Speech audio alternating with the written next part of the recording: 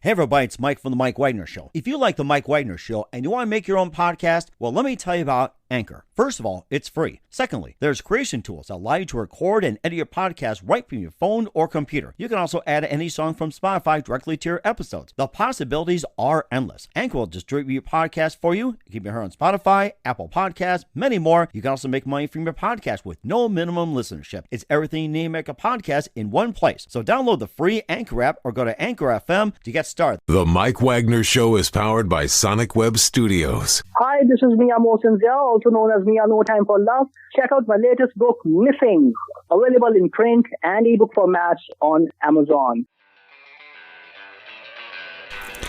It's now time for the Mike Wagner Show, powered by Sonic Web Studios. Visit online at sonicwebstudios.com for all your needs. The Mike Wagner Show can be heard on Spreaker, Spotify, iHeartRadio, YouTube, iTunes, Anchor FM, Radio Public, and the MikeWagnerShow.com. Mike brings you great guests and interesting people from all across the globe. So sit back, relax, and enjoy another great episode of the Mike Wagner Show.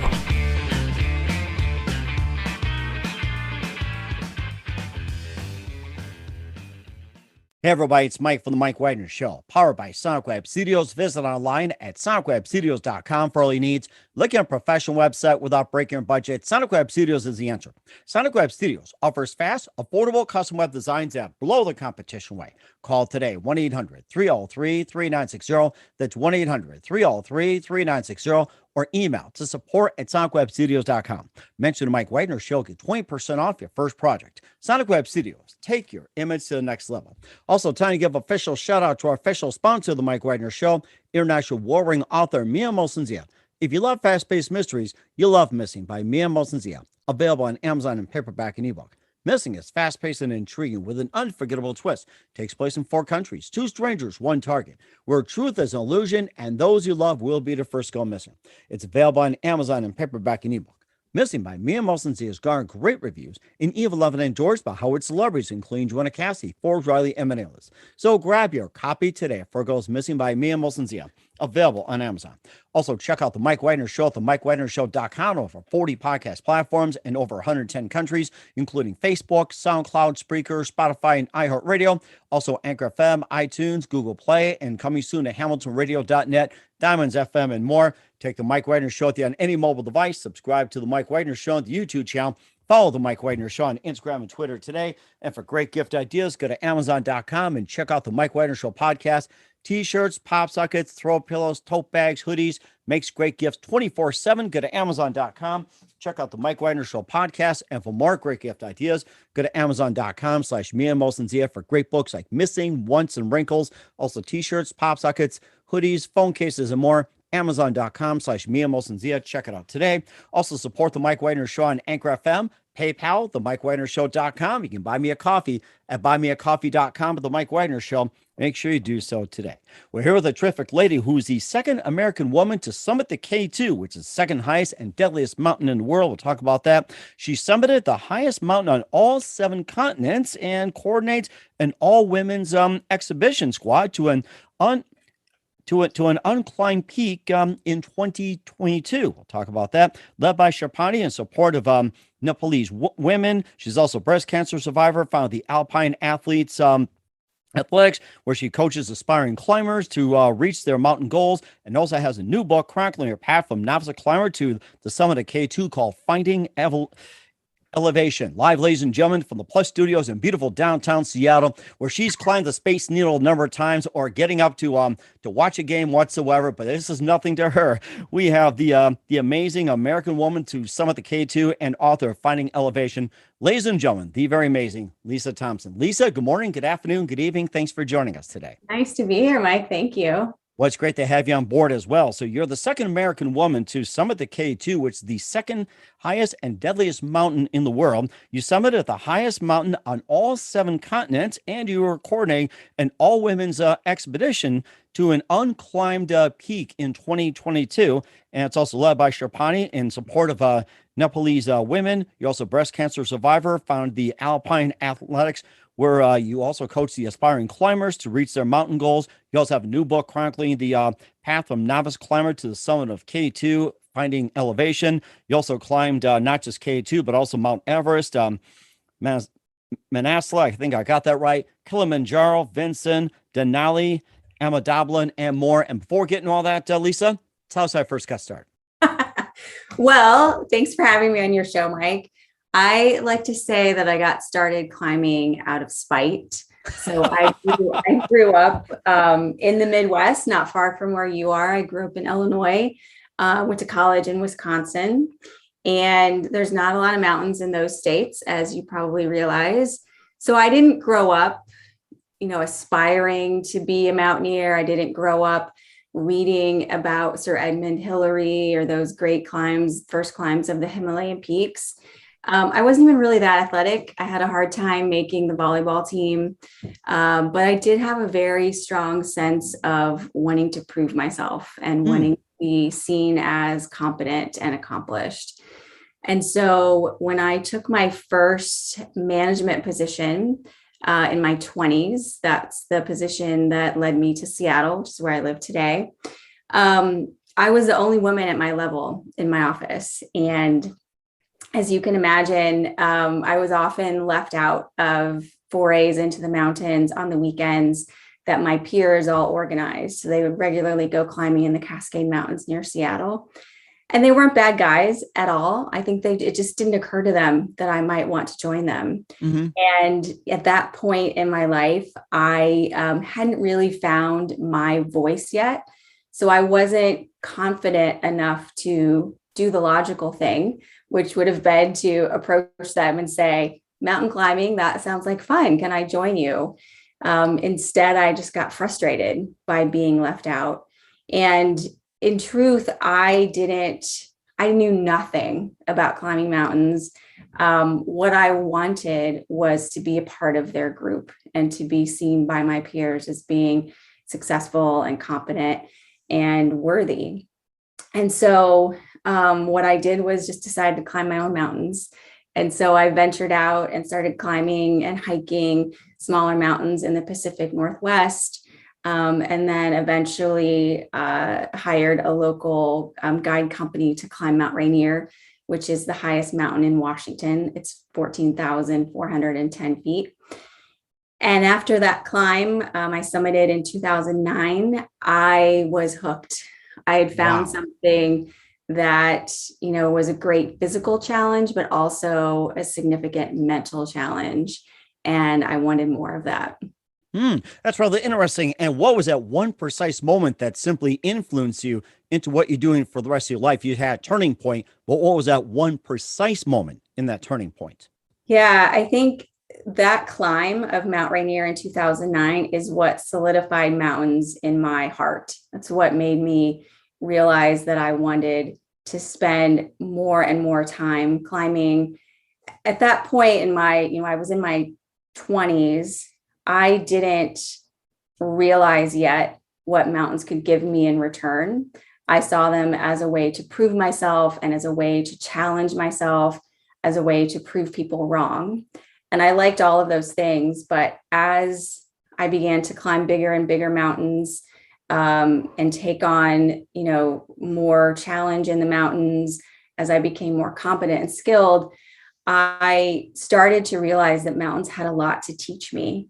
And as I climbed bigger peaks and, endured the challenges of climbing Everest and running out of oxygen, and I learned a lot about myself, a lot about confronting fear, a lot about listening to my own intuition. And that's how my relationship with the mountains have evolved. Mm-hmm. And he also had climbed Vinson as well, too, Kilimanjaro, and also going back as well, too, to Mount Rainier as one of your first. He also climbed Mount Elbrus in Russia and in Argentina. I'm having a hard time trying to pronounce the name. Aconcagua. Was it?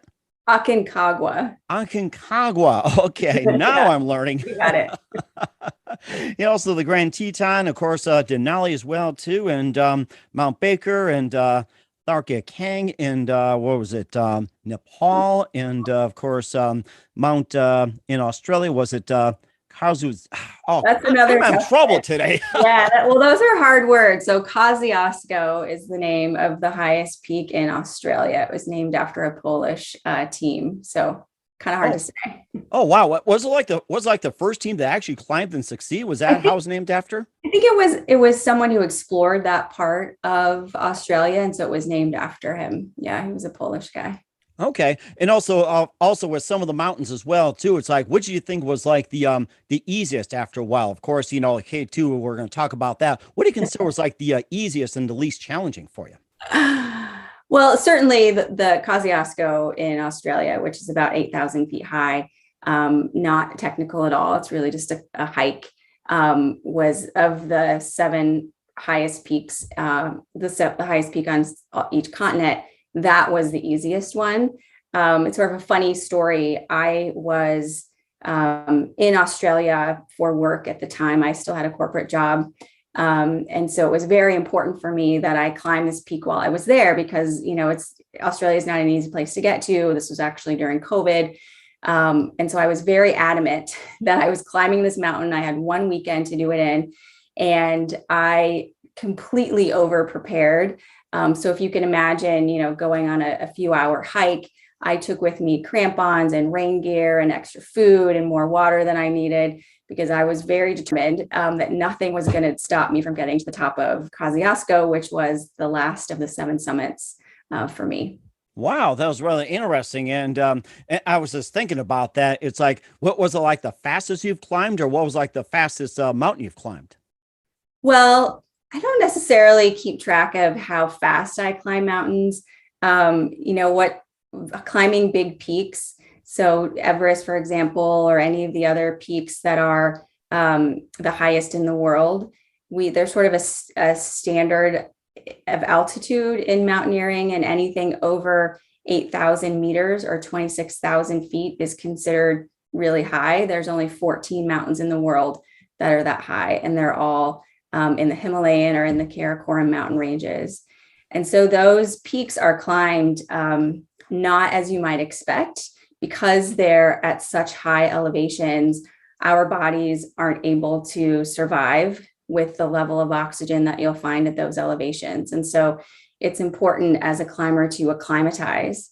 And so if you can imagine, walking for a week to get to Everest Base Camp, you see the mountain, you're ready to go, but your body physically isn't ready to climb. And so this process of acclimatization causes climbers to ascend first from base camp to camp 1. So you climb from 17,500 feet to 19,500 feet, spend a night there, then return to base camp to rest and recover, and then ascend a few days later from base camp to camp 2, spend the night, and then back down to base camp. So these rotations occur over the course of about a month, and they're designed to get your body to build enough red blood cells so that you can survive at higher and higher elevations. So it's a very slow process.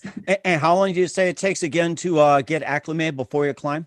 It takes about a month. So using Everest as an example, I left the US at the end of March and I summited Everest on May 19th. So it's quite a long endeavor. Mm-hmm. And of course, we'll talk about some of the other mountains you climbed as well, too. We'll talk about you being a breast cancer survivor and finding the Alpine Athletics as well, too, and also your book. But first, listen to the Mike Wagner Show at themikewagnershow.com, powered by Sonic Web Studios. Visit online at sonicwebstudios.com for all your needs. Looking at a professional website without breaking your budget, Sonic Web Studios is the answer. Sonic Web Studios offers fast, affordable custom web designs at below the competition way.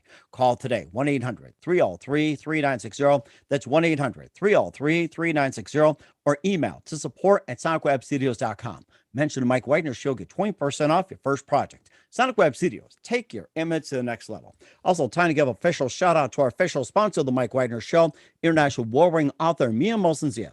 If you love fast-paced mysteries, you'll love Missing by Mia Molson-Zia, available on Amazon in paperback and ebook. Missing is fast-paced and intriguing with an unforgettable twist. Takes place in 4 countries, 2 strangers, 1 target, where truth is an illusion and those you love will be the first to go missing. It's available on Amazon in paperback and ebook. Missing by Mia Molson-Zia has garnered great reviews, and Eve 11 enjoys by Howard celebrities, including Joanna Cassidy, Forbes Riley, and many others. So grab your copy today. Goes Missing by Mia Molson-Zia, available on Amazon. Also, check out The Mike Wagner Show at themikewagnershow.com and over 40 podcast platforms and heard in over 110 countries. Take The Mike Wagner Show on any mobile device. Subscribe to The Mike Wagner Show on the YouTube channel.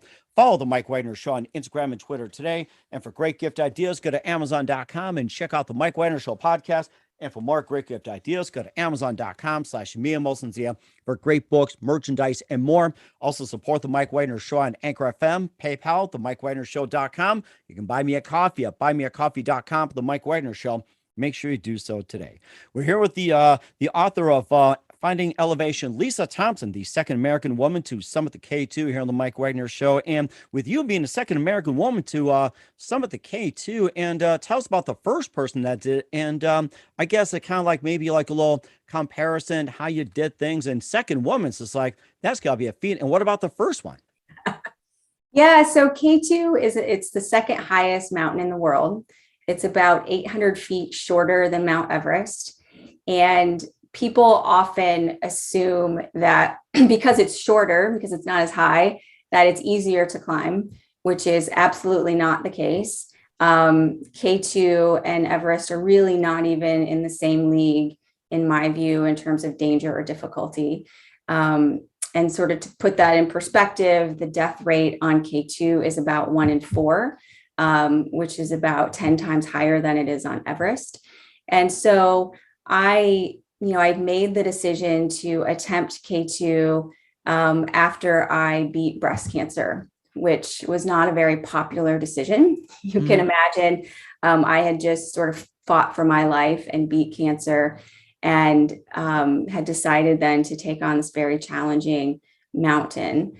And part of that process was, understanding that a lot of people didn't think that I could do it. They didn't think that I was skilled enough. My climbing coach that I'd worked with for a number of years ended our relationship because he felt like I was climbing and letting my ego make decisions and climbing above my ability. So it was a very challenging decision for me to move forward with that climb. And ultimately, I had to realize that, I had to respect and listen to what the people who cared about me were saying, but also listen to what I felt in my heart, which was knowing that I could do it if I worked really hard and got lucky. And so I forever feel grateful to have stood on the summit of that mountain, which, as you said, not a lot of women have done. Mm-hmm. And of course, too, that you being the second American woman as well, too. And you're also coordinating an all women's expedition as well, too. And you can tell us about that project coming up. Yeah, so this is super exciting to me. As my climbing career, sort of, I would say K2 is probably the peak of my career. I'm continuing to climb big mountains, but my reason for being in the mountains has evolved over time. And what's more important to me now is to be able to give back. And this project, which is called Anything is Possible, is a way to do that. So along with 2 other female climbing friends, we're organizing an all women's expedition of a peak in Nepal this fall. And it's really important that, our definition of all women's is that the support team, every member of our team, from the people carrying loads to base camp, to cooking meals, to setting the route, everyone is a woman. And, it's not that we don't like guys at all, but we think it's very important to show that women are just as capable in the mountains. And a part of this project for us is to give back. We've, all of us have been fortunate to climb in Nepal many times and have really just fell in love with the people and the villages and the culture and the customs, and want to give back and support that community, and in particular, the women in that community. So we're in the process of accepting applications from women who want to, have a dream that they need some help, financial help attaining. So whether it's starting a cafe or learning how to sew or going back to school, it's very important to us that we raise the funds to give money back to that community, and in particular one woman, to help her realize her dream. That's really interesting. You talked about Nepal several times as well too. And how many times have you actually climbed Nepal? Was like the most, or what's like the second most you've climbed as well? You mentioned Nepal several times. I've been to Nepal 4 times to climb, and I've been to Pakistan twice. So been to Nepal more than any other country to climb. And that's why it has a really special place to me in my heart. And it's important to give back and support the people there.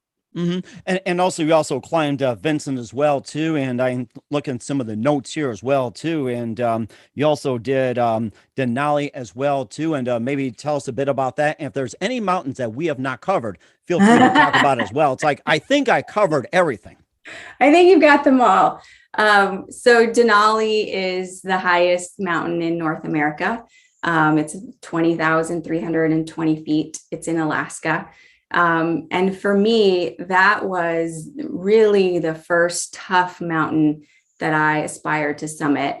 Part of what made it tough for me and makes it tough for climbers still today is that there aren't the same support systems in the Denali National Park that there are in Nepal, for example. So as a climber, you and your team have to be self-sufficient. So you carry all of your own gear, make all of your own food, melt all of your own water. And you can imagine, the amount of the weight of gear that's required for an expedition like that, which is about 3 weeks long. And so I'm a pretty small statured person. I am about 5'3" and weigh about 115 pounds. And that meant for me pulling a sled and carrying a backpack that the combined weight was just about my body weight. And that was incredibly challenging. It pushed me to really train harder and be more prepared than I ever thought I could possibly be for a mountain. And the reward at the end of that, I remember getting back to the airstrip. So basically, you're flying off the glacier, you've successfully summited, and sitting in the airplane and feeling like I really did something for the first time that people didn't think I was capable of doing, that I wasn't even sure I was capable of doing. And that's an important feeling that I've just kept sort of chasing over the years. And also too, I was just thinking about it. Of course, some people have a rather upside or a funny side to it. Maybe just a really interesting or funny story, like along the expedition as well too, whatever it's in Nepal or say like with Mount Baker, Kilimanjaro, Vincent, K2 or anything like that. Maybe just, something a little humorous or really, really interesting story. Just kind of make people laugh. It's like, hey, this is not all that bad. Yeah, it's not all that bad. I think one of the things that one of the questions I get, so I'm fortunate to be able to speak to a lot of audiences about climbing.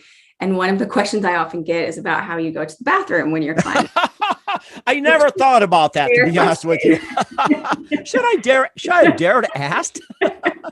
Yeah, you climb this way, climb that way. There's no elevator. Thank you. Yeah. There's no elevator. There's no porta potty. So, on Denali and Vincent in particular, those mountains are managed by the Park Service or a conglomerate that are very focused on keeping those mountains as pristine as possible.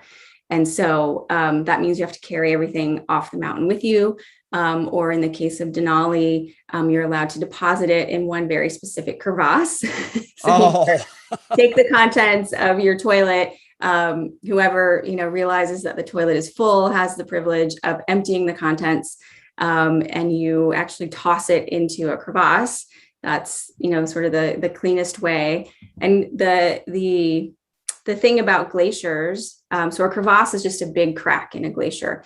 And those glaciers are slowly sliding down the side of the mountain. And so eventually they will deposit their contents. The crevasse will break at the base of the mountain. So eventually everything will slide downhill. That's rather amazing. It's like, I think we'll have to do that next time we climb a mountain, and we'll continue to chronicle a book as well to your path from novice climber to the summit of K2. I think you've covered that in Finding Elevation, maybe just some of the things we haven't discussed. And before we do that, what exactly inspired you to write the book in the first place? Well, I had wanted to write a book when I was a little girl.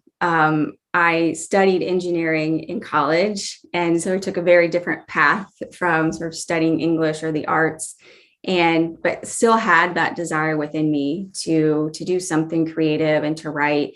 And in my 20s, I, tried to find different topics that I felt were relevant for a book. So I tried to write about like all of the dogs that summited Himalayan peaks, or just, silly things like that. Nothing really stuck. And then in 2015, I was diagnosed with breast cancer and really turned to journaling as a way to sort of get me through the process of fighting cancer. During that time, I learned a lot about myself and what I was capable of. I learned a lot about the people around me. And through that process of fighting cancer, sort of reprioritized my life. I decided after I beat cancer to climb Mount Everest. I was fortunate to do that, and fortunate to be a part of a team whose story was turned into a virtual reality documentary. I later learned that my father had brain cancer and lung cancer. He died shortly after I returned from Mount Everest. I got a divorce. I quit my job. There was a lot going on in my life during this time. And I learned a lot from those challenges. I learned that, challenges aren't meant to prevent our success, that they're a part of the process. And that when we can see on the other side of that challenge and move through it with grace and humility, we are always stronger on the other side of it. And so journaling became a very important way for me to cope with all the changes in my life. And at some point, I felt like I wanted to share what I had learned through that process with other people. And so now it sort of came full circle, and I felt like I had an important topic to be part of a book and part of a memoir, which is how Finding Elevation came about. Mm-hmm. And what's the next project you plan on taking on? Like the next mountain you talked about, climbing in an unclimbed peak or unclaimed in 2022. What are some of the next mountains you're looking to climb? So we'll climb that peak in the fall. And then I'm also planning to climb another mountain called Ama Dablam, which is in Nepal also. It's a very beautiful peak that's said to sort of resemble a woman sort of standing like this with her arms outstretched. Very steep, really nice exposure, a little bit of rock climbing, a little bit of glacier climbing. So I'll climb that in the fall, and then the unclimbed peak with the women. And our goal through the Anything is Possible project is to do that every year. So we're sort of using this as a test run, an inaugural attempt at supporting women through climbing. And then our hope is that we can continue to do that year after year. Mm-hmm. And that's certainly amazing as well, too. I'll talk a bit about your book to wrap up and what's coming up for Lisa Thompson. We'll find out just 1 minute. You listen to The Mike Wagner Show at themikewagnershow.com, powered by Sonic Web Studios. Visit online at sonicwebstudios.com for all your needs. Also brought to you by official sponsor of The Mike Wagner Show, international war-ring author Mia Molson-Zia Missing, available on Amazon in paperback and ebook. We'll be back with author Lisa Thompson of Finding Elevation after this time out. The Mike Wagner Show is powered by Sonic Web Studios. If you're looking to start or upgrade your online presence, visit www.sonicwebstudios.com for all of your online needs. Call 1-800-303-3960 or visit us online at www.sonicwebstudios.com to get started today. Mention The Mike Wagner Show and get 20% off your project. Sonic Web Studios. Take your image to the next level. Hey everybody, my name is Forbes Riley, and I'm an American actress and a TV host. And I was delighted when I got my copy of Missing, which is Extraordinary Relation of Ordinary People based on a real life relationship. It's well written. It's amazing. It talks about a man who has lost his wife and his daughter, and it's very well done. I'm going to highly recommend that you go get your copy of Missing. It is a powerful, exciting read. Mr. Mia Molson-Zia. He is the author of Missing. And I want to give a big shout out and a kiss all the way halfway around the world to my dear friend. Check him out at Mia's website. It's called www.miamotionzea.com. Missing, available on Amazon. Again, I'm Forbes Riley, and I will see you again soon. Bye-bye. Hey, this is Ray Powers, and boy, are you in luck. Right place, right time. tuned in to The Mike Wagner Show. You heard me. We're back with author Lisa Thompson of Finding Elevation here on the Mike Wagner Show. She was the second American woman to summit the K2, the second highest and deadliest mountains in the world. And she also, climbed several as well, too, and just gave some great stories. And also, too, a bit about the book as well. And, the fact that maybe some of the do's and don'ts and just maybe one or two things that we haven't covered yet. And what can we learn from it? Yeah, so Finding Elevation is at its heart a climbing memoir. So it will appeal to readers who are interested in mountaineering or climbing and what it's like to be on an expedition. It's also a very deep and personal exploration into motivation and risk-taking. And, I think that it shows what happens when people stop letting other people define what they're capable of. And that was a big, sort of takeaway for me through climbing and through writing. I definitely learned in the mountains to find my own voice and listen to my intuition. When I was descending K2, so I had just summited, I was at about 26,000 feet on a very steep ice face. And I know, because I study mountains before I attempt them, I know that this is the point on the mountain where many people have died, and that everything that I do in the next few minutes has to be perfect and precise. And as I'm descending, I look down the slope, and I'm attached to a rope with a device called an ascender. And I see a man laying on the rope that I'm descending. And that rope is meant for downhill travel, not for climbing up. And so I descend down to him and realize that he's alive, but he's unable to move. He's sort of climbed beyond his limit. And I had a very serious decision to make in that moment. Like, how am I going to get past this man on the rope? And so there was a series of exchanges with other climbers who felt that I should descend a certain way, which I didn't feel was safe enough. And finally learned to listen to my own voice and to very delicately move my safety gear as close to him as I could, and then attach it to him, and then finally move it around him so that I could safely descend. Mm-hmm. And that situation, that obstacle, is something that I think early in my climbing career, I probably would have listened to the other people. Mm-hmm. And what was it? Oh, go ahead. I'm sorry. And at that point, that was really one moment where I felt like I was able to stand up, to listen to my own intuition and make my own decisions in the mountains. Okay. And what was at one point in climbing that you had a near-death experience where you're like this close to death, but you managed to come out of it? And and tell us about that experience, and how did you manage to pull that off? This is something mountain climbers can learn from. Well, I don't know that I was near death, but one of the scariest moments in my climbing career so far occurred on Mount Everest, actually at a relatively flat part of the route at about 25,000 feet. And I was moving pretty well that morning. I, felt like I was moving relatively quickly. I knew the route was going to flatten out, and then it was going to get steep again. And at that flat section, I realized that I was moving really, really slowly. And I remember standing and just watching someone's glove sort of tumble down the snow. Mm. And I knew that something was wrong, but I didn't have the mental faculty at that moment to know what was wrong. And so a teammate climbed from behind and caught up to me and realized very quickly that I had run out of oxygen. Oh. And so, as you realize, that's a very dangerous situation to be in. I had acclimatized to about 21,000 feet, but was at about 25,000 feet. And so it's, a dangerous situation to be in. And I had a choice to make in that moment. I could have descended back to camp.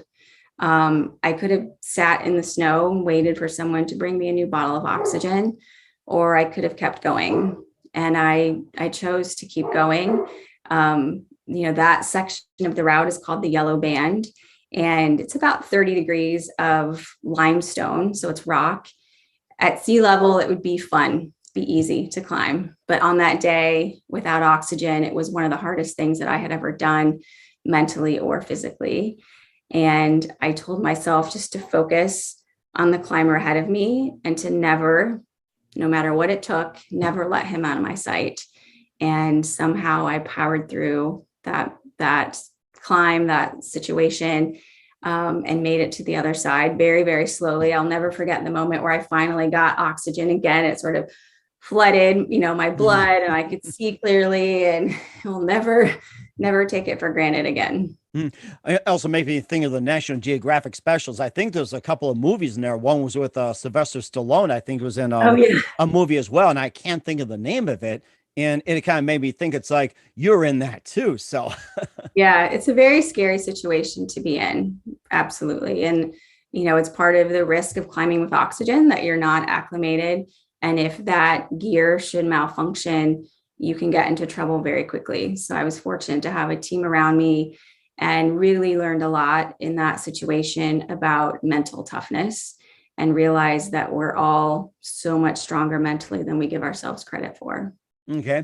And also too, just one more thing, about your foundation as well too. Once again, how can women or how can anybody, join your group as well? Yeah. So if you want to learn more about Anything is Possible or keep track of what I'm up to and even receive a free first chapter of Finding Elevation, you can check me out at lisaclimbs.com. Also on Instagram at Lisa Climbs. Okay, we will certainly do that. We're here with author Lisa Thompson, the second American woman to summit the K2 on the Mike Wagner Show with Finding Elevation. Just a couple more things. You've been amazing. And what else can we expect from you in 2022 and beyond? My goal now is to continue giving back to the mountains and to the mountaineering community. And I'm fortunate to get to do that every day through my company, Alpine Athletics, where I coach other mountaineers, whether they're climbing Mount Rainier for the first time or whether their aspirations are to summit K2. My goal is to help them get ready physically and mentally for those climbs.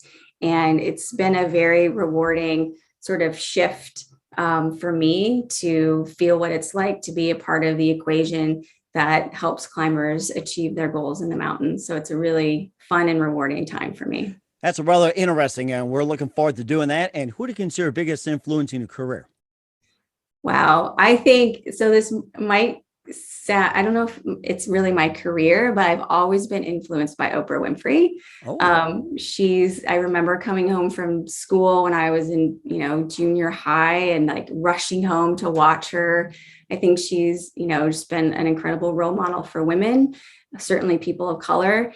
And it's one of the first times, I think, through her that I learned about sort of gratitude and taking care of yourself on a mental level. And so I've always looked up to her. That's rather amazing too. And you still get a free car. So yes, that's a good reason to watch Oprah. You get a free car. Absolutely. Yes. And make her climb too as grateful. Yes. So, and what's the best advice you can give to anybody at this point? My biggest advice, and I hope this comes through in my book, is to never let anyone else define what you're capable of. That's something that each of us gets to do for ourselves. Okay. And that's very good advice indeed. Once again, author Lisa Thompson of Finding Elevation here on the Mike Wagner Show. Lisa, very big thank you for your time. You've been absolutely fantastic. Looking forward to having you again soon. Make sure you keep us up to date. Keep in touch. We'd love to have you back. Once again, tell us about your upcoming projects. What's your website? How do people contact you? Where can people purchase? Check out your book and also check out your foundation and other things. Yeah. So check out lisaclimbs.com. Also alpineathletics.net. And you can keep track of what I'm up to on Instagram as well at Lisa Climbs. We certainly will do so. Once again, Lisa, a very big thank you for your time. You've been totally amazing. Looking forward to having you again soon. Make sure you keep us up to date. Keep in touch. We'd love to have you back. We wish you all the best. You've got a great future ahead of you. Thanks, Mike. Take care. The Mike Wagner Show is powered by Sonic Web Studios. If you're looking to start or upgrade your online presence, visit www.sonicwebstudios.com for all of your online needs. Call 1-800-303-3960 or visit us online at www.sonicwebstudios.com to get started today. Mention the Mike Wagner Show and get 20% off your project. Sonic Web Studios. Take your image to the next level. Hey everybody, my name is Forbes Riley, and I'm an American actress and a TV host. And I was delighted when I got my copy of Missing, which is Extraordinary Relation of Ordinary People based on a real life relationship. It's well written. It's amazing. You know, it talks about a man who has lost his wife and his daughter, and it's very well done. I'm going to highly recommend that you go get your copy of Missing. It is a powerful, exciting read. Mr. Mian Moshe Zia. He is the author of Missing. And I want to give a big shout out and a kiss all the way halfway around the world to my dear friend. Check him out at Mia's website. It's called www.miamotionsea.com. Missing, available on Amazon. Again, I'm Forbes Riley, and I will see you again soon. Bye-bye. Thanks for listening to The Mike Wagner Show, powered by Sonic Web Studios. Visit online at sonicwebstudios.com for all your needs. The Mike Wagner Show can be heard on Spreaker, Spotify, iHeartRadio, iTunes, YouTube, Anchor FM, Radio Public, and themikewagnershow.com. Please support our program with your donations at themikewagnershow.com. Join us again next time for another great episode of The Mike Wagner Show.